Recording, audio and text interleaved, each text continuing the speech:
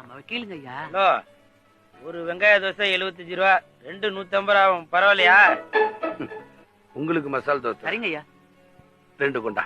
ஒரு மசால் தோசை 100 ரூபா, 2 தோசை 200 ஆகும், பரவாயில்லையா? பரவாயில்ல.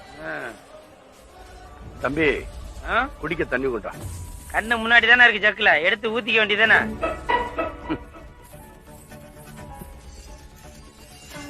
மாட்டேங்கிற?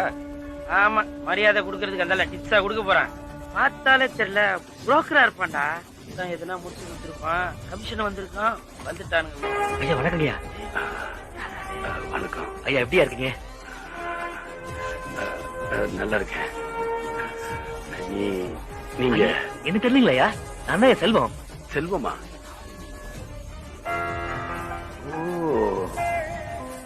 இது உன் ஹோட்டலா? என்னையா என் ஹோட்டலா? இது உங்க ஹோட்டல்யா?